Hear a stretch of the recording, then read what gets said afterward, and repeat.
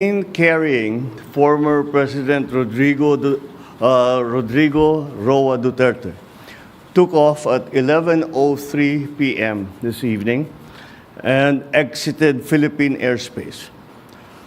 The plane is en route to The Hague in the Netherlands, allowing the former president to face charges of crimes against humanity in relation to his bloody war on drugs. The former president was earlier placed in government custody at Villamor Air Base after his common law wife, Hanilet Avancenia, and members of his entourage arrived at 9:20 this morning from Hong Kong on Cathay Pacific flight number CX-907. Mr. Duterte was arrested in compliance with our commitments to Interpol. Hours before his arrival, Interpol Manila received an official copy of the ICC warrant. This prompted the Prosecutor General of the Department of Justice to serve the warrant. Interpol asked for help, and we obliged because we have commitments to the Interpol which we have to fulfill. If we don't do that, they will no longer help us with other cases involving Filipino fugitives abroad. This is what the international community expects of us as the leader of a democratic country that is part of the community of nations. So I'm sure that the details that surround this what has happened today are familiar to you. I just wanted to make very, very clear and give you the facts from for the departure of former President Duterte from the Philippines. Thank you. Thank you very much, Mr. President. Kanina po ay nagpaabot ng tanong ang mga miyembro ng Malacanang Press Corps at atin po itong sasagutin. Question number 1. Mr. President, meron po bang pisikal na kopya ng warrant of arrest laban kay dating Pangulong Rodrigo Duterte mula sa ICC? Oh, meron. This came in. Actually, it came in. I received it from Secretary Remulla. I received it at 3 a.m. last night, and I looked at it, and we went back and forth. 6:30, he wrote me again, and he said, "We have it already. We have the warrant of arrest from Interpol." And I said, "Okay, we'll put all our plans into place, and sige, let's proceed as we had discussed." Now that's what happened. So yes, there is a very clear document that will explain that will explain the basis on how we conducted this arrest of former President Duterte. Sir, is it okay if we give them a copies of the arrest warrant, photocopies of the arrest warrant? Will that be possible? Do we have limitations on that? We have the limitations, but we can. We have here the SILG, who has been, of course, part and parcel of the entire operation. We will provide the PCO with a digital copy. It has been attested by the Secretary of Justice and the Department of Justice as a lawful and legal warrant. We will publish it after this press conference, and you can use it as reference. These are. It's very simple. It's a request to the Philippine government from Interpol to enforce the arrest warrant.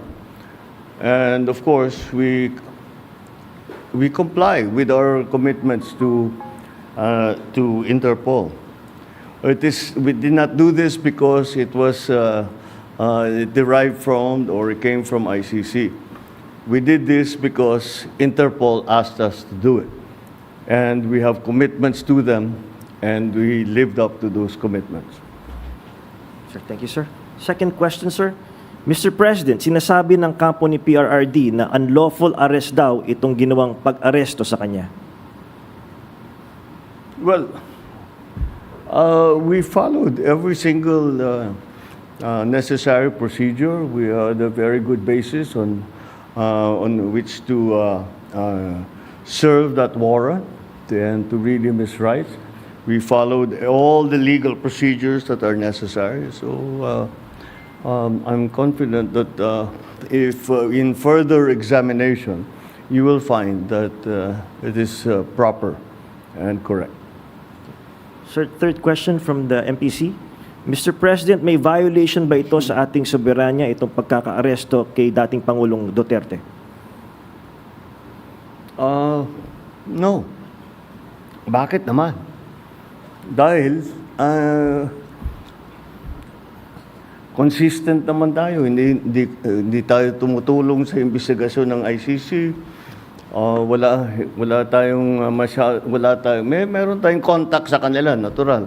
Pero no, not on an official level. We didn't help them in any way. The arrest that we did today was in compliance with our commitments to Interpol. It just so happened that came from ICC. But it's not because it came from ICC. It's because it came from Interpol. Pang-apat po na tanong, Mr. President, sinasabi po nila na ito ay political persecution lamang at may kaugnayan din daw sa 2028 elections. Okay, well, I'm sure sasabihin nila yan. But this case started in 2017 when we were still members of the ICC, and it was during the time of former President Duterte. So I don't see how that can be political persecution on my part, because it was initiated before I even came into the picture. So that would seem. But once again, we have to recognize that, you know, of course, it's natural for people to put lalagyan ng politika, kulay ng politika. Pero sinundan lang natin yung ICC, yung Interpol.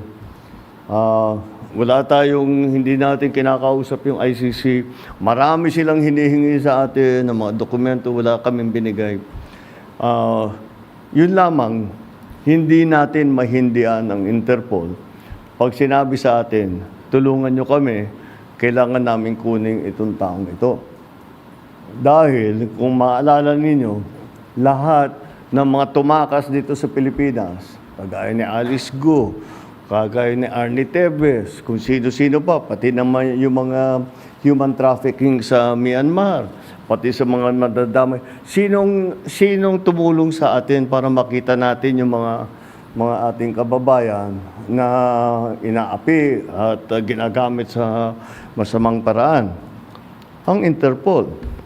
Kaya naman, dapat naman tayo, pagka sinabi sa atin, tulungan nyo kami sa ganito, tumulong kayo. Kaya naman, ganun ang ginawa natin. Maraming salamat, Mr. President, sa paglilinaw ninyo. You want to ask another question? Take one question, sir. All right, sure. Sir, there are calls for people power. There are, in fact, as we speak, protest actions ongoing. Would you like to address the supporters of the former president? The supporters of the former president? Well, you know, again, the government is just doing its job. Wala namang, it's not because it's one person or another that we do the things that we do. Maybe sa nung mga nakaraan na mga administrasyon, baka ganun ang ginagawa. Pero para sa akin, hindi naman ganun. Sumusunod tayo sa batas. We are a member of the community of nations. We must live up to our responsibilities, to the commitments that we have made to the community of nations. And that is what's happened here. Politics doesn't enter into it. Bakit? Why that? He's never going to be a candidate for anything. Why go after him? Di ba? At saka 2017 pa ito, wala pa ako. Civilian pa ako noon. So this is the evolution of his case, and this is where we end up. Yeah. All right.